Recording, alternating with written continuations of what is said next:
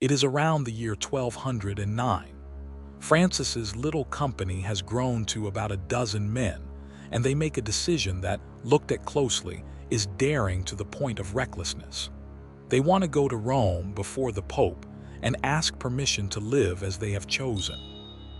They set out on foot from the valley of Spoleto, crossing the Apennines and the Roman countryside, nearly 200 kilometers of dusty road, walking for days in their patched tunics, sleeping wherever they can and eating whatever they are given. They carry with them only a few lines, a short form of life written by Francis, made up almost entirely of words from the Gospel. It is worth asking why a group that scorned documents and securities would walk straight to the center of power to ask for a permit. The reason is precise. In those years, Europe was full of movements that preached poverty outside the Church's control, and many had been condemned as heretics. Francis did not want to be mistaken for them. He wanted the exact opposite, to live that radical life inside the Church, with her blessing and in obedience to her. So he sought approval, and he sought it at the very top. In Rome, they find a world that is the mirror image of their own. On the throne of Peter sits Innocent III, the most powerful pope of the Middle Ages, a sharp lawyer who held kings and emperors in his hand, surrounded by a court of cardinals, palaces, and ceremony. Before all of this appears a handful of poor men from Umbria, led by a man small in stature, with an untrimmed beard and feet worn by the road. The contrast was enormous, and the outcome was anything but certain. The Pope's first instinct is caution. The form of life Francis proposes seems too harsh to last. Total poverty, no property, no income, living only by work and by begging. There was a real fear that this was yet another sect bound to go astray, and Innocent hesitates. But here a man steps in who changes the course of things. Cardinal John of St. Paul, Bishop of Sabina, who takes the brothers in, listens to them at length, and becomes their advocate before the Pope. His argument, recorded by the earliest sources, is simple and cutting. To say that living the gospel to the letter is impossible is to say that the gospel itself is impossible, and no Christian can claim such a thing. What finally dissolved the Pope's hesitation, according to the account of Thomas of Celano, was a dream. In those days, Innocent was troubled by the difficulties of the Church, and in his sleep he saw the Basilica of St. John Lateran, the mother church of all Christendom, leaning and about to collapse.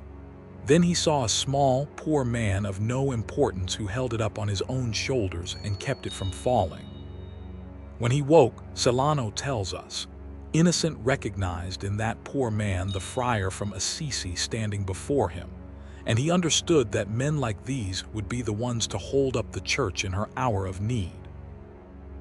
The decision that follows is measured, the act of a man who governs. Innocent does not sign a solemn rule. He issues no written bull.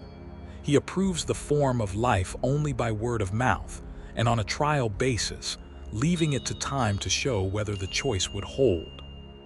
He grants the brothers permission to preach penance everywhere, the call to change one's life, and he has them given the tonsure, the small shaved circle on the head, a visible sign that he recognized them as true religious within the Church and not as unauthorized preachers. With that gesture, these men ceased to be suspect and became an accepted reality.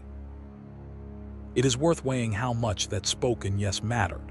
Without it, Francis's movement would almost certainly have ended crushed like the others, watched with suspicion, perhaps condemned. With it, the very same poverty that sent rebels to the stake became a recognized path.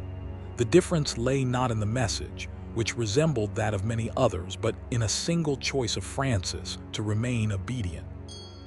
It was obedience, not rebellion, that opened the doors of Rome to him, and this marked the character of the Franciscan movement forever. There is also a side to it that is often overlooked. That journey was not only a permit obtained, it was a bond. From that day, Francis and his brothers were tied to the Pope and the bishops, And this bond, which cost Francis little because he truly believed in humility, would one day pull the movement in directions he did not want, toward written rules, structures, and learning. But that future was still far off. For now, they return home glad, with the Pope's approval and a new freedom, along the same roads they had walked on the way down. Back in the valley of Spoleto, the brothers stay for a time at Rivitorto and then at the Portiuncula, and they begin to go out 2 by 2 through the towns of Umbria, preaching peace and penance in plain words.